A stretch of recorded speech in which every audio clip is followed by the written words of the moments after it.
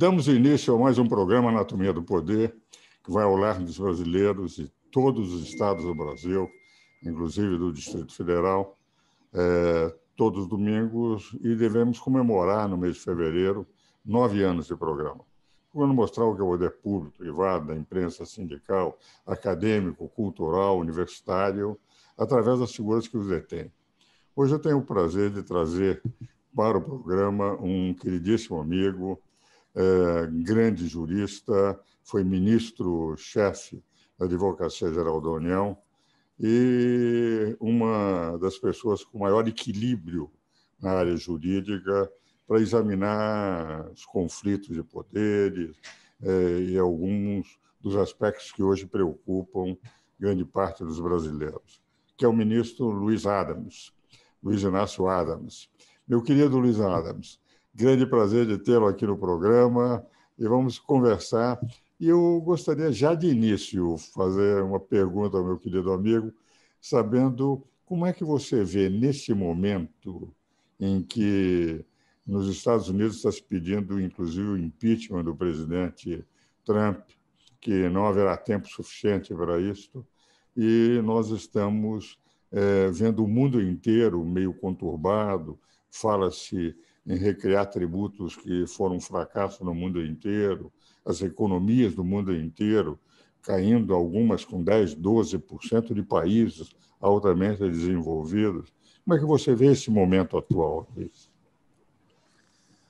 Caríssimo, assim, primeiramente, uma alegria estar aqui, é um prazer estar contigo.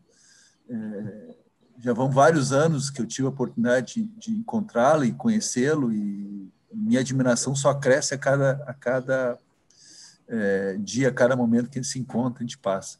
Eu acho que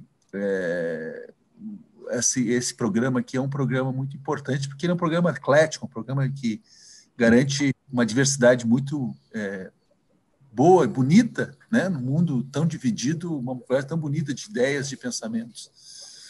Eu vejo eu acho que nós vivemos tempos desafiadores. Eu acho que a nossa situação hoje, que nós experimentamos não só no Brasil, mas no mundo principalmente, é uma situação em que crescem ideologias,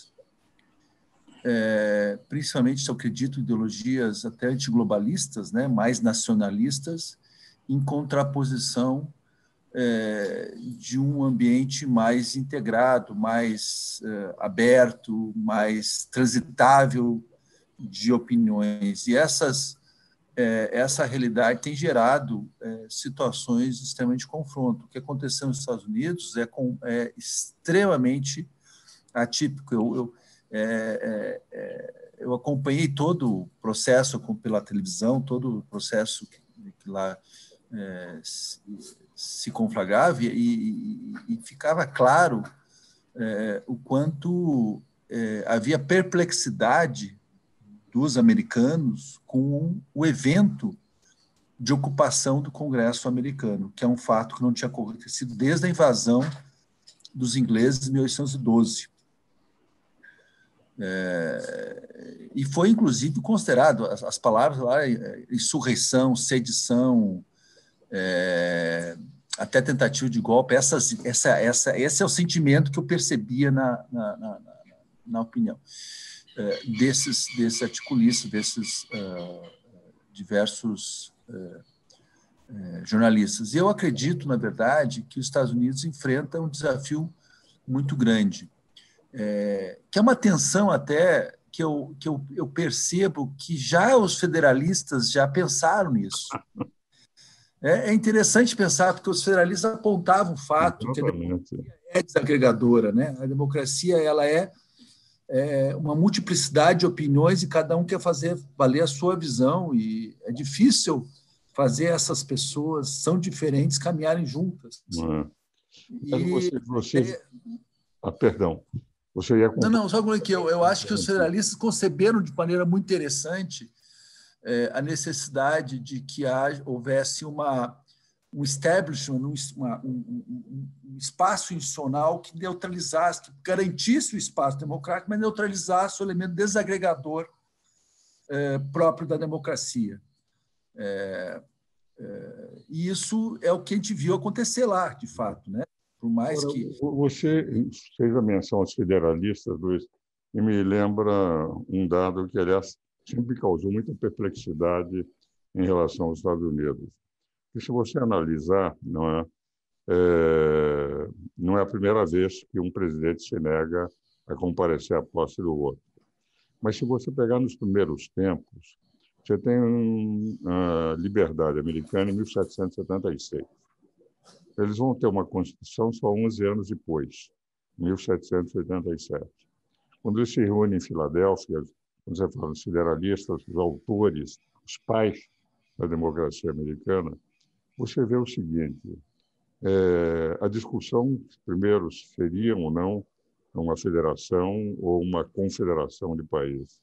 Superada essa, o problema da representatividade. Para ser uma democracia verdadeira, teria que haver representatividade. No Estado do Norte, queriam mais que você só tivesse a representação, cada voto, cada eleitor, em igualdade de condições no país inteiro. O Estado do Sul, com a preocupação de perderem rapidamente os escravos, que eles dependiam da agricultura, se opondo, por isso é que eles queriam a federação. Daí eles encontraram a solução intermediária do Senado. Criamos o Senado, no Senado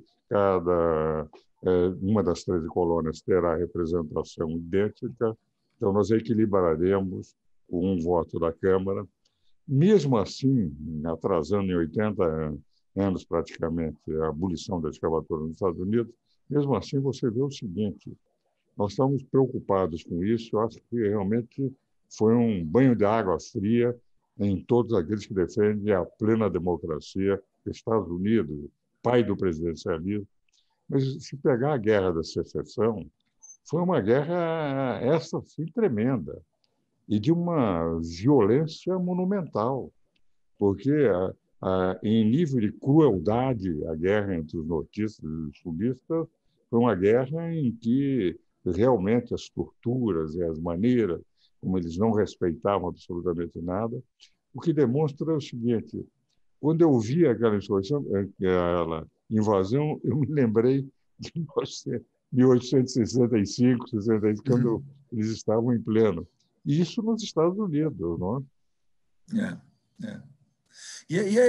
Eu acho que os Estados Unidos eu já vi até pessoas falando que os Estados Unidos não é uma democracia verdadeira. Eu acho que é uma democracia muito intensa, porque Exatamente. a e a diversidade, os ambientes de opinião são muito fortes e muito férteis. E assim, no espaço democrático, é natural que você tenha aqueles candidatos de característica mais populista, né? Aqueles candidatos que acham que falam direto com o povo, e que as instituições são algo que atrapalha, e assim por diante.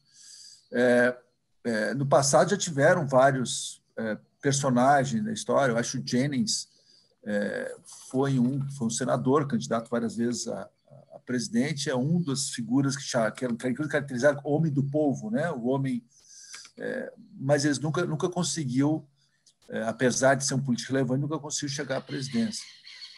Mas o fato é que tem várias figuras, e eu acho que o Trump é mais uma delas. É natural na democracia ter isso. Eu não acho que a democracia esteja, como muitos apontaram, numa espécie de dissenso. Na verdade, ela está enfrentando o desafio natural de uma democracia. Plenamente de acordo. Né? E é o que nós estamos vivendo. Eu acredito firmemente em democracia na medida que ela seja uma experiência coletiva de um povo. E que o povo assume a rédea do seu futuro. Né? E é um dado, Luiz Adams, que impressiona nos Estados Unidos também. Porque eles falam, é um ataque, foi o Trump, quer dizer, estão colocando na figura de um único homem, como se ele tivesse insuflado um bando de acelerados e, ao insuflar um bando de acelerados, aquela pequeníssima minoria aquele grupo, enfim, de acelerados é que tomaram.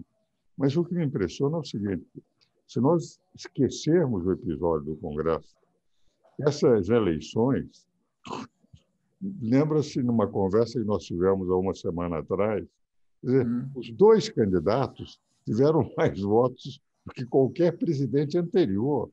Quer dizer, o Trump, ele teve mais votos do que o último presidente, que foi ele mesmo. O que vale foi ele dizer... mesmo, exatamente. Ele ganhou dele mesmo. Em segundo lugar, ele ganhou dele mesmo. Vale dizer, quer dizer, na prática, alguma coisa que os Estados Unidos, de certa forma, estão divididos, porque é um profundamente que o admira e um grupo que, evidentemente, é mais na linha do respeito às instituições, etc., o que caracteriza fundamentalmente a democracia. Você tem que ter o debate, mas com respeito à estrutura democrática. E é isso que me preocupa bastante, Luiz Adams, porque, de rigor, qualquer coisa que fazem em relação ao Trump vão eliminar, mas eu tenho a impressão que esse espírito que levou o número de votos do Trump é que me preocupa numa democracia, da importância dos Estados Unidos, em que você sente que hoje as instituições sempre estiveram acima de tudo. Uma das características da Constituição americana era a instituição presidente da República. O presidente, por pior que fosse, quando chegava à presidência, a respeitabilidade que isso trazia, isso me parece um pouco desfigurado. Mas nós vamos para o nosso intervalo e vamos continuar a discutir sobre isso. Vamos, prazer.